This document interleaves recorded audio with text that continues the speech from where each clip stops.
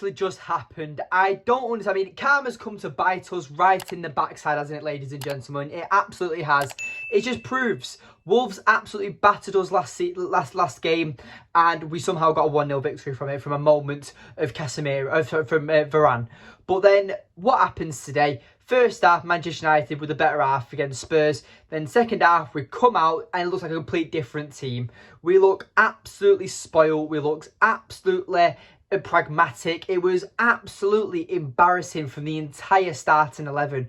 And Erik Ten Hag is an absolute disaster class here, because I'm not confident by him at the moment. At the moment, he is not feeding me with confidence. Last season, he was absolutely brilliant, criticising the players that needed to be criticising. He was being stern on the players. He was giving punishment to players. Don't forget when we lost to Brentford 4-0. He made the entire team run around the pitch about how much kilometres we got run out by Brentford as a punishment. Think back to when Marcus Rashford was late to training and he got dropped when he was in impeccable form for Manchester United, scoring goals left, right and centre. And then Marcus Rashford went on to score the winning goal in that Wolves game away from home. It's embarrassing, and Erik Ten Hag right now, don't know what's happening to him, but right now he seems like a lot like our previous managers in Ole Gunnar Solskjaer, Mourinho, Van Gaal. He just doesn't see himself, and from what we saw of Erik Ten Hag last season, it's like he's accepting his faith and his fate, sorry, and it's absolutely it's damaging to me, because Erik Ten Hag, I'll always have that precious bond, and so will all the fans, with Erik Ten Hag, because he's our manager. You think back to when the Glazers, Gary Neville, everyone wanted Pochettino in charge for Manchester United. Now, yes, give him his credit. He's doing all right for Chelsea right now. But right now, Manchester United, you could sign any manager in world football and none of them can fix this mess, because we have a mentality issue, and that's the issue now. You've got Pep Guardiola, Jurgen Klopp, Ancelotti, Erik Ten Hag. Any of these elite managers in world football can't fix this mess. You can't coach mentality, and that's the issue here. We've got loads of quality players on that pitch today, and they don't seem there's any chemistry whatsoever. And the mentality is absolutely poor. We go 1-0 down and our heads drop. That's exactly what went wrong with last season. At Old Trafford, impeccable form. Old Trafford was an absolute fortress. We only lost twice in Old Trafford last season, and we've had a continuous run of wins and draws at Old Trafford. It's been absolutely brilliant form at Old Trafford. But guess what? Away from home, we're absolutely clueless. We go 1-0 down, the atmosphere goes electric, and we can't handle it. And that's the mentality issue here. And that's where I'm getting very frustrated now. Because at the end of the day, Manchester United, you're Manchester United. You're supposed to be one of the biggest teams in England. And right now, we're going through a transitional period. We're going through a rebuild. And right now, the players just aren't performing to their standards. Marcus Rashford, I feel sorry for, because he's being played out of position. People are moaning about Rashford, about why he's not a good player. Why has he not been played? All pre-season, he's not played well. Against Wolves and now against Spurs, we've not played well with Marcus Rashford up front. I don't know why Erik Ten Hag can't see it, because he's proven that he sees things before the fans do, or before the pundits see. He's a brilliant, brilliant manager. And it seems like right now he's got like the Glazers, they're like the snakes, and they've coiled themselves finally around Erik Ten Hag. And now we're starting to control him like a little puppet, like Pinocchio. But unfortunately, Erik Ten Hag's nose doesn't get bigger like Pinocchio, so we can't call him out on his lies, because we don't know when he's lying, because we don't know if he's being programmed to be talked about and to be told what to say. And it seems like he wouldn't even address what went wrong with Wolves. He's talked about like we should like it wasn't a penalty for the Onana incident against Wolves. That was a clear penalty. You look at like he's probably not going to take any accountability today. He's probably going to like mention the fact that we didn't get a handball in the first half. The fact that we should be more clinical with our chances. Bruno Fernandes, Marcus Rashford had 2 clear-cut chances today and both absolutely scuffed them. Marcus Rashford was 1-on-1 with Vicario, Spurs' goalkeeper, and he beats him to the punchline, and then all of a sudden Vicario saves it. Marcus Rashford's elite on one-on-ones, and today he just wasn't good enough. And this is where we need Rasmus Hojlund, because, or Martial, we need a natural striker, because a difference between a striker and a winger is the positioning, and that's it. You've got wingers like Marcus Rashford who are very direct, very selfish players.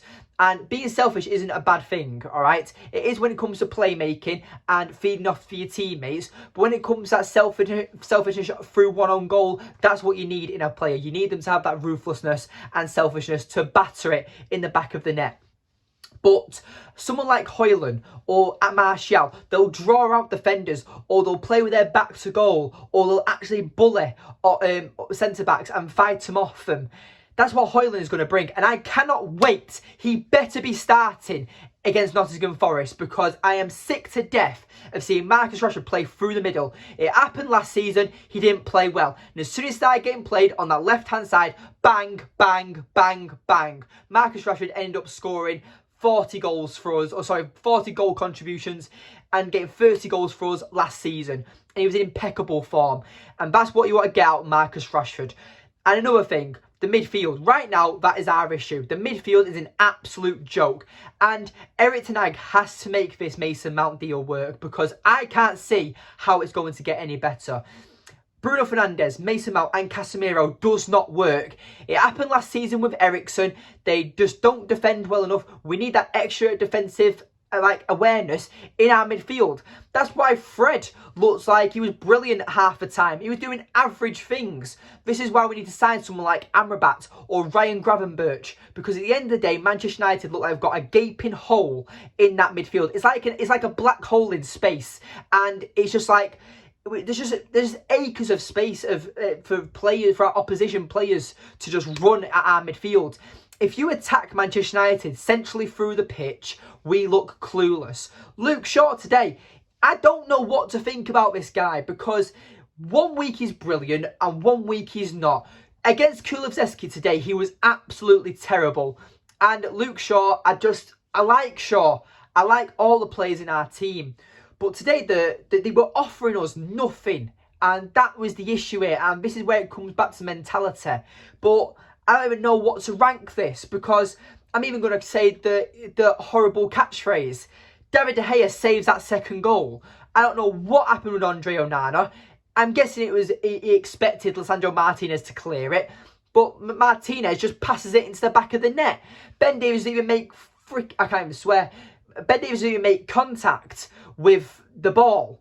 And then it wasn't even going in. And Lisandro Martinez, it hits the back of his foot and it goes into the back of the net. Onana was just completely stunned and didn't know what to do, because he was expecting that Martinez to clear the ball. But I really don't know what to think, and this is why Rasmus Hojlund or Martial needs to be starting against Nottingham Forest. We're back at Old Trafford, and this week Erik Ten Hag needs to be at the players. What is going on? And he needs to look at himself, and he needs to be looking at himself in the mirror, because right now we need a physical midfielder, a midfielder that tracks the runners. And Gary Neville as well, talking about how, Manchester United needs Scott McTominay. I don't know why Erik Ten Hag didn't put Scott McTominay in this game. Because he doesn't track his runners, Gary. Yes, Scott McTominay, 6'4". He's built like a brick shithouse. He's absolutely massive. But at the end of the day, McTominay couldn't track. And I don't even know an analogy right now. I'm that pissed off. But right now, McTominay is not the answer. We should have took the money from West Ham. We should have took the money from West Ham for Maguire and McTominay. But now we're stuck with them. And they're not good enough. And it's just stalling the progress under Erik Ten Hag. And this is the issue here. Ralph Rangnick said it clearly, and I'll say this in every single video when there's an issue. We need open heart surgery. We need players that are 9, 10, 11 new players into the squad, because we've got players who have been here for years under different managers, under different regimes, and they aren't good enough. Bruno Fernandes has been terrible the last 2 games. And don't give me that about how, we created the goal against Wolves. Yes, Bruno, that's why Bruno's kept on, because he can produce a moment like that of brilliance. But, bloody hell. But Bruno Fernandes offers us nothing. He has that one moment of brilliance where he can produce something like he did in the Wolves game. But today we had a Wolves we had a free kick with like 3 minutes to go, and he skies it. It goes over the bar. It wasn't even on target. Why is Bruno Fernandes on set pieces? We have one of the worst set piece players in the league. Last season on corners we were 20th. We were relegation form when it comes to set pieces. We are terrible at them. We need a set piece specialist. That is what we need.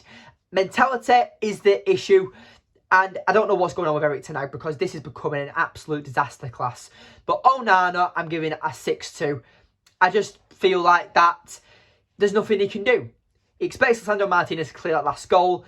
First half, he was absolutely brilliant, and he made important saves.